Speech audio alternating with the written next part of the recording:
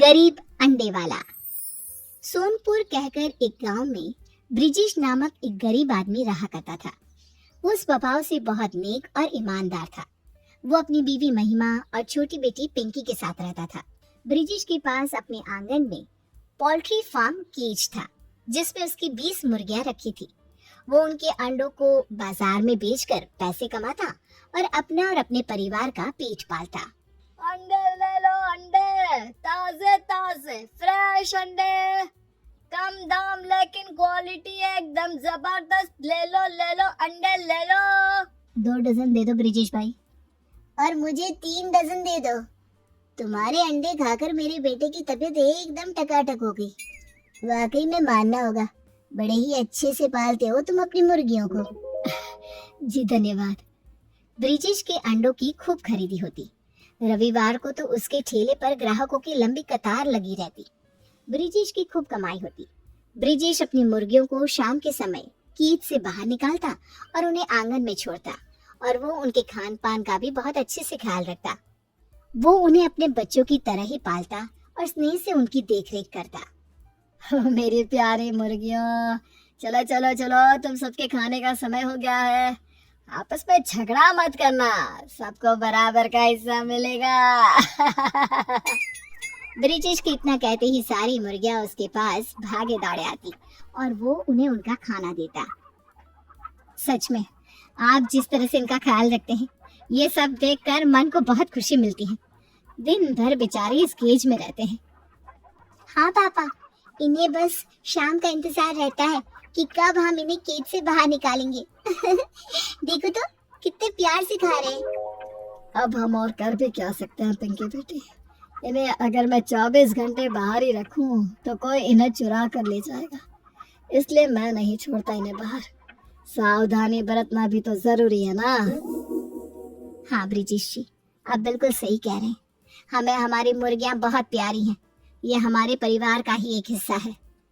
दिन ब दिन ब्रिजेश की खूब सफलता होती जा रही थी। उसी गांव में ब्रिजेश का सौतेला भाई मातरू रहता था और वो ऑमलेट बनाकर बेचता था। ब्रिजेश की बढ़ती तरक्की देख उसे बहुत जलन होती है और वो हर वक्त बस गुस्से से आग बुबला रहता है। उस घोचू ब्रिजेश के अंडे के ठेले पर इतने ग्राहकों की लाइन लगी रहती है, और मेरे ऑमलेट के ठेले पर तो एक प्रकार से लॉकडाउन ही लग गया है। एक कुत्ता तक दो मिलाते हुए नहीं आता मेरे ठेले पर। मुश्किल से बोनी होती है। नहीं, मैं यूं शांत नहीं बैठूंगा। मैं दूसरे गांव में जाकर ऑमलेट बेचूंगा और अंडे भी।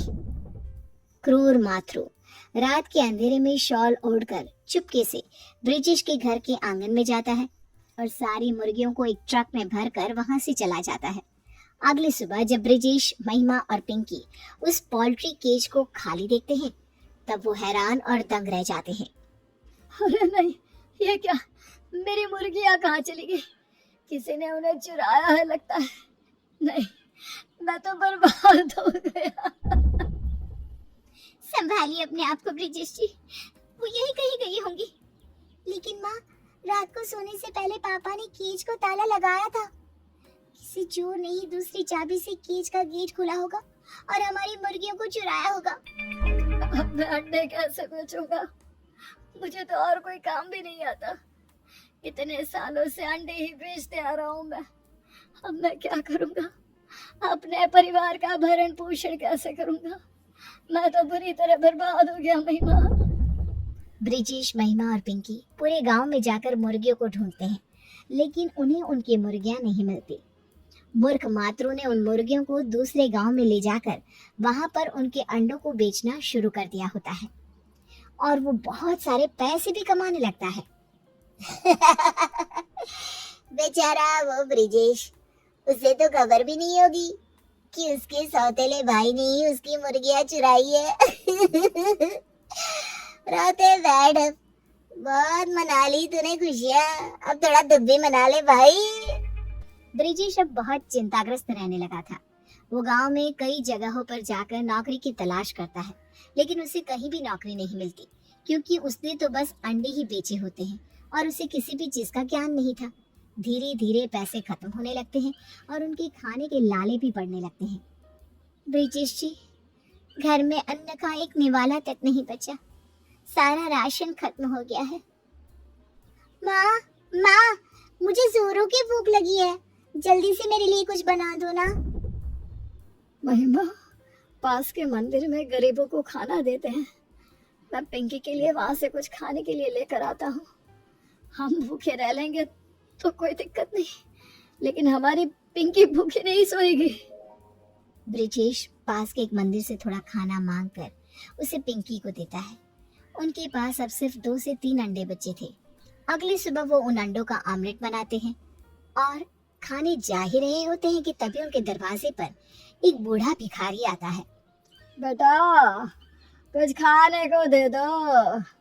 तुम्हारी खिड़की से खाने की खुशबू आ रही थी। मुझ भिखारी का पेट भर के तुम्हें बहुत पुण्य मिलेगा।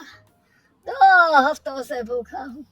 कचरे में पड़ा हुआ खाना खाया था तो बीमार पड़ गया।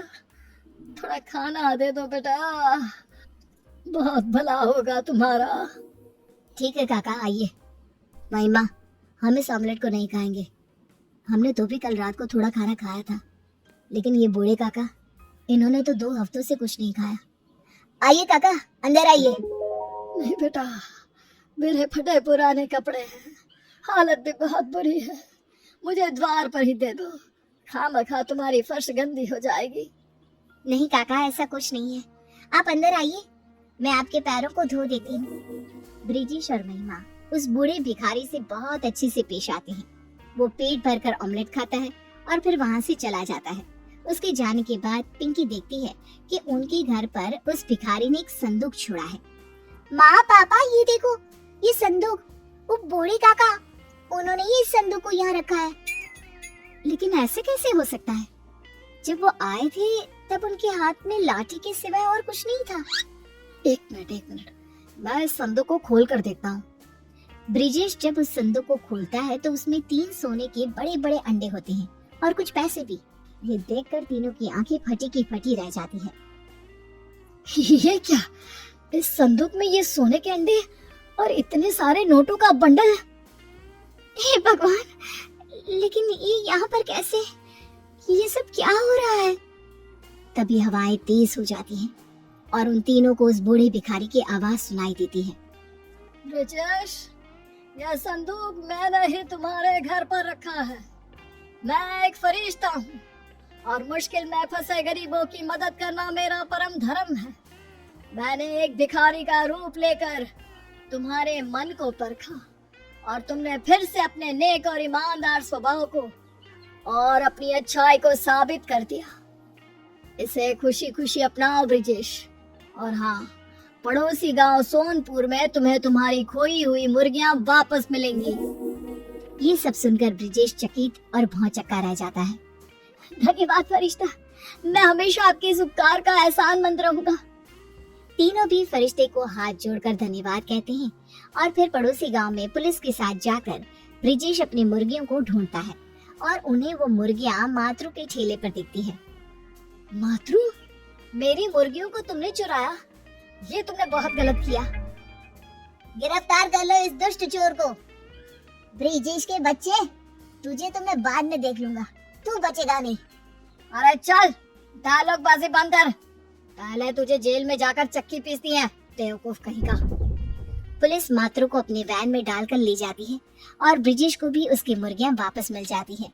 वो फिर से अंडे बेचना शुरू करता है और उन सोने के अंडों को सुनार के पास बेचकर उन पैसों से पिंकी को पढ़ाई के लिए शहर भेजता है। अपने लिए एक बड़ा बंगला खरीदता है, अपनी मुर्गियों के लिए भी उस बंगले में एक खुला कमरा बनवाता है और तो और गरीबों के लिए एक आश्रम भी बनवाता है। इस तरह उसकी खूब तरक्की होती है।